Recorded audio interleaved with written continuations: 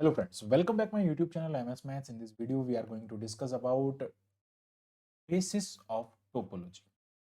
तो टोपोलॉजी में हम बात करने वाले हैं यहाँ पे basis for a topology with example पूरा कंप्लीट यहाँ पे डिस्कस करने वाले हैं। बेसिस से रिलेटेड बहुत सारे टॉपिक्स यहाँ पे हम आगे डिस्कस करेंगे, उनसे रिलेटेड थ्योरम्स भी हम यहाँ पे देखेंगे, तो इसलिए बेसिस का कॉन्सेप्ट समझना बहुत जरूरी है।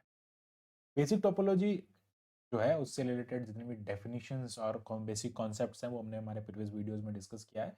आप उन वीडियोस को जरूर देखें ताकि आपको टोपोलॉजी का बेसिक आइडिया हो जाए and then go forward to basis.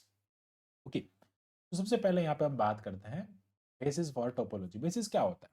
Basis नाम का मीन्स होता है कि एक ऐसा बेस हम बना रहे हैं और बेसिकली उससे हम क्या कर सकते हैं, पूरे सेट को और पूरे टोपोलॉजी को जनरेट कर सकते हैं।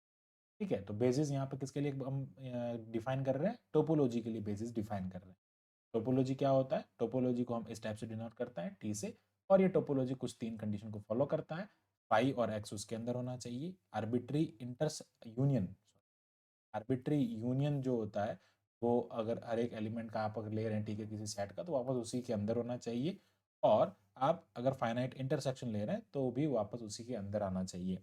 ये कुछ तीन कंडीशन इसकी होती है। ठीक है, let X be a set, X यहाँ पे आप एक सेट ले रहे हैं, and a basis for topology on X, basis for a topology on X is a collection of, यानी कि basically collection B of a subset of X. यानी कि बेसिस क्या है? बेसिस एक्स के सबसेट्स का कलेक्शन है। ऑल द बेसिस एलिमेंट, उसको हम क्या कहेंगे? बेसिस एलिमेंट कहेंगे।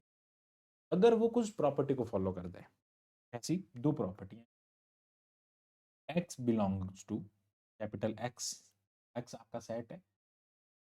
For every X belongs to capital X at least one element in B, at least one element in B.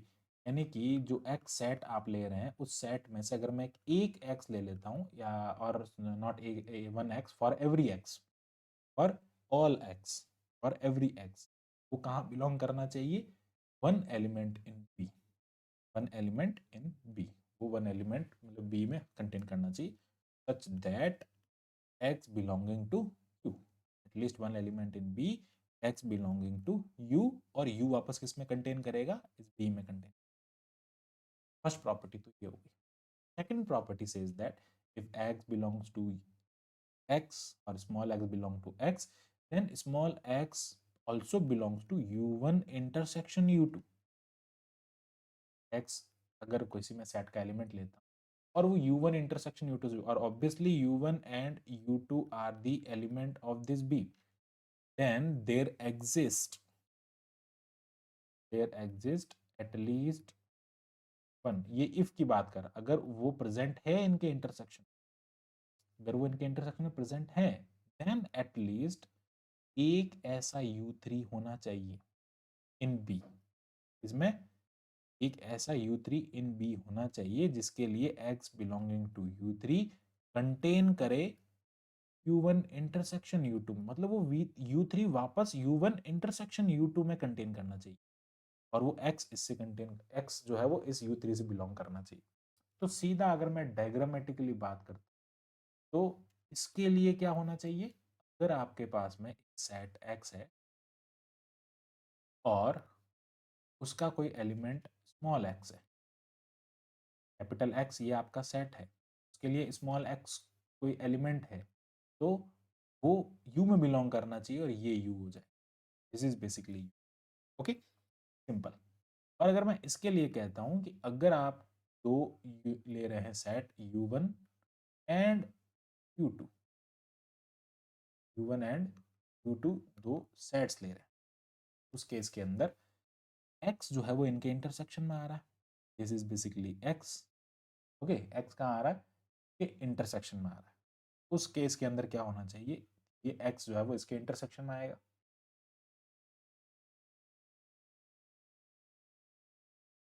वापस यहाँ पर क्या होना चाहिए? जो x जो है वो इसके इंटरसेक्शन में आ रहा है, वापस ये x जो है यहाँ पर ये इंटरसेक्शन में आ रहा है, ये x है इनके इंटरसेक्शन में आ रहा है, तो यहाँ पर एक ऐसा u3 मिलना चाहिए आप, यहाँ पर एक ऐसा U3 मिलना चाहिए जो कि U1 इंटरसेक्शन U2 में हो, लेकिन X उसके अंदर होना चाहिए। X वापस कहाँ होना चाहिए? उसके अंदर होना चाहिए। ये रेड कलर से जो दिख रहा है आपको, दिस इज U3।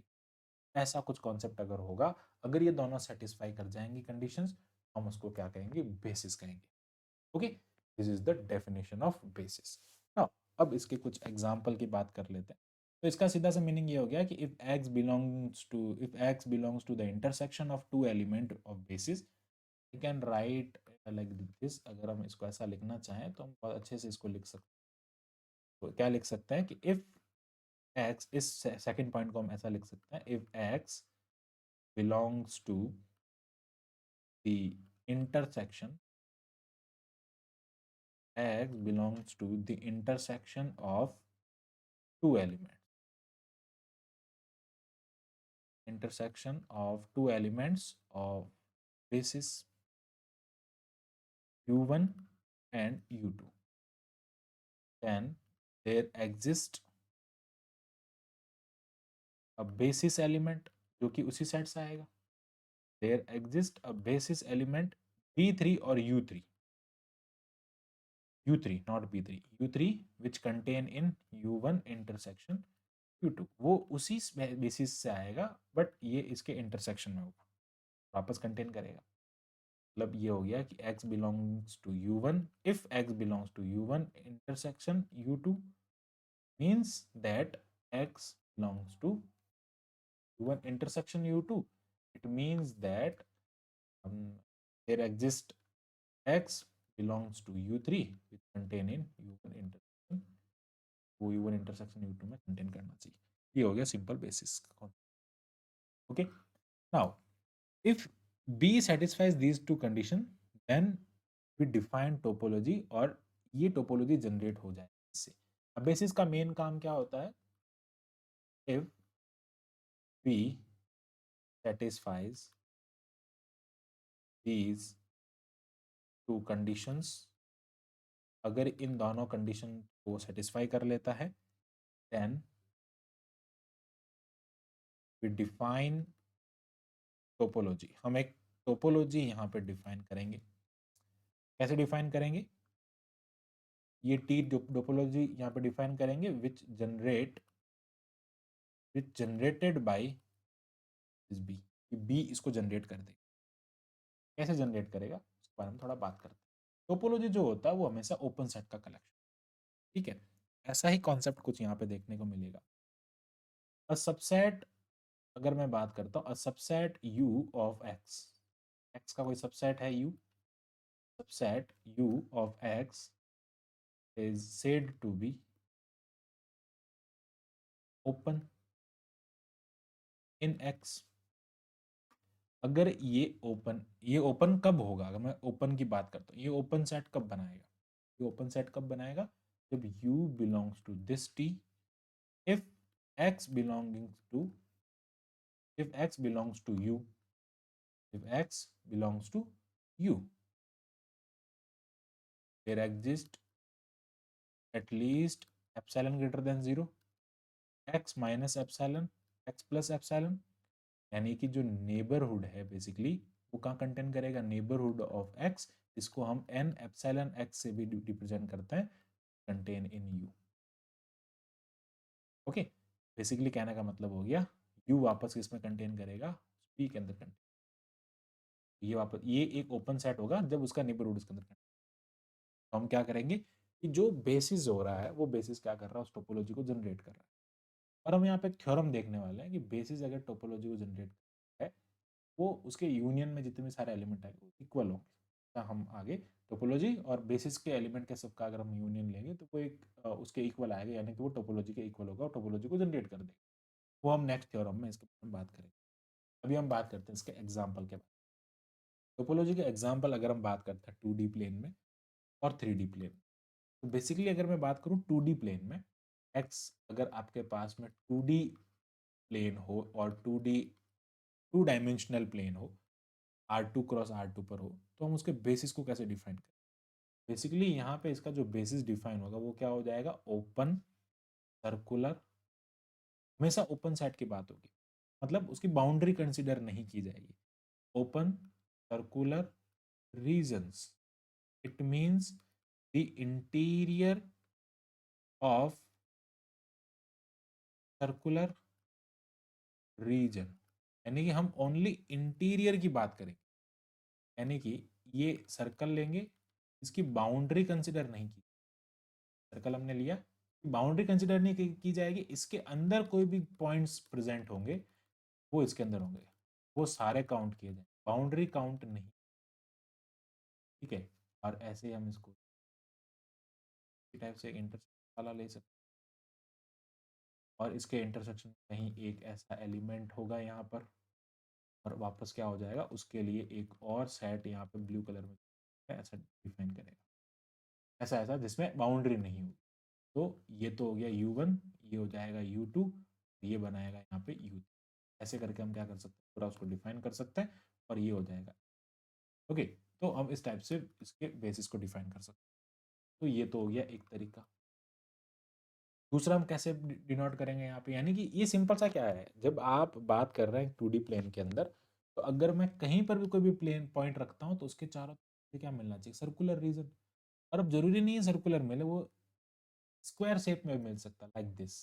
अगर आप बात करते हैं टाइप से, ऐसा अगर कोई मिल रहा है, तो हम अगर मैं इसकी बात करूँ, यहाँ पे कोई पॉइंट प्रेजेंट होगा तो उसके लिए ये हो जाएगा, बस बाउंड्री को कंसिडर नहीं करना है, ये क्या हो जाएगा, सर्कुलर प्लेन ना लेकर के हम यहाँ पे रेक्टेंगुलर रीजन भी ले सकते हैं, रेक्टेंगुलर रीजन भी यहाँ पर लिया जा सकता है। तो this is all about the 2D plane. अब अगर यही हम 3D प्लेन के लिए बात करते हैं, x is equals to 3D plane, तो 3D प्लेन मतलब क्या हो गया, R cross R cross R, R3। अब R3 में क्या हो जाएगा, B, हम यहाँ पर क्या कंसिडर करेंगे, ओपन स्फेयर, और you can say that open ball के अंदर क्या क्या लेंगे, ओनली वॉल्यूम कंसिडर किया जाएगा, not surface points, surface points को कंसिडर नहीं किया जाए, वो 3D में उसका एग्जाम्पल हो जाए। तो इस टाइप से हम क्या कर सकते हैं, इसके कॉन्सेप्ट को हम अच्छे से यहाँ पे समझ सकते हैं। आई होप आपको पूरा जो इसका टॉपिक है वो अच्छे से क्लियर हुआ होगा। हमने बेसिस के बारे में बात किया, बेसिस के एलिमेंट्स के बारे में बात किया। Watching my video, keep watching MS maths, इसी टाइप के फॉर मोर वीडियोस के लिए सब्सक्राइब करें। Thank you.